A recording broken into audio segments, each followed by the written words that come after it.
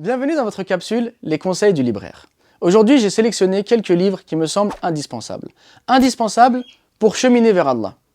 Des livres qui vont parler de dogme, puisque la chose la plus importante dans la vie d'un croyant est son dogme, sa croyance, qui lui permet de connaître son Seigneur, de connaître sa religion, de connaître son prophète, de connaître les prophètes, de connaître la vie dans l'au-delà, le paradis, l'enfer. Bref, d'avoir une foi et une connaissance ferme. Mais également, des livres qui vont parler de spiritualité. Car un dogme ne peut être fort et vivant qu'à l'aide de la spiritualité. Il existe de nombreux livres qui parlent du dogme, qui parlent de la foi, qui parlent du credo. Et bien souvent, on ne sait pas par lesquels commencer. Alors, celui qui me semble être le plus adéquat, le plus simple d'accès, le plus complet et le plus intéressant est celui-ci. La foi, définition, question, annulatif aux éditions El Beina. Alors ce livre est extrêmement complet.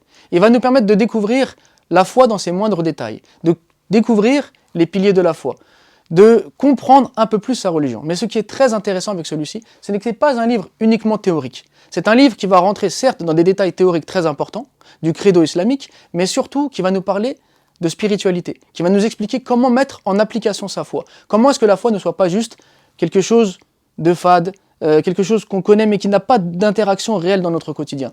Par exemple, lorsqu'il va nous parler de la croyance que la foi augmente et diminue, il va nous citer un ensemble d'actions qui permettent d'augmenter sa foi. Il va nous citer un ensemble de péchés qui, au contraire, vont diminuer notre foi, de façon à nous motiver aux bonnes actions et nous mettre en garde contre les péchés. Donc c'est vraiment un livre, je pense, extraordinaire, qui fait beaucoup de bien à la foi, qui donne un dogme solide et ferme, tout en ayant une spiritualité accomplie. Ensuite, le second livre est la croyance des premiers imams. Alors là, c'est un livre, je pense, qu'il faut impérativement avoir dans sa bibliothèque. C'est vraiment un livre de référence. Pourquoi? Parce qu'il nous a sélectionné donc des textes écrits par les plus grands imams de l'islam, que ce soit l'imam Malik, que ce soit l'imam Shafi'i, que ce soit Ibn al-Mubarak, que ce soit le Bukhari, bref, tous les imams qui ont marqué l'histoire de l'islam, mais surtout les imams des premières générations.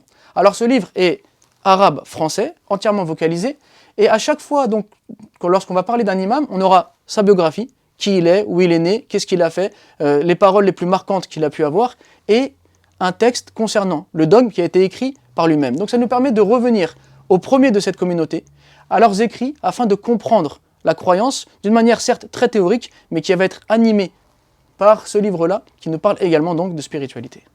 Bien souvent, lorsqu'on aborde les questions qui sont liées au dogme, on a tendance à rentrer dans des détails qui sont certes importants, mais qui ne sont pas suffisants. Le dogme doit être vivant. Le dogme doit être accompagné de spiritualité. Le dogme a pour objectif de connaître son Seigneur et de cheminer vers lui. Et certaines personnes se sont donc attaquées à des questions de dogme très pointilleuses. Ou bien certaines personnes se sont investies dans leur travail du quotidien sans s'intéresser réellement à leur religion. Ou certaines personnes se sont intéressées, on va dire, aux questions plus politiques, à l'associatif, etc.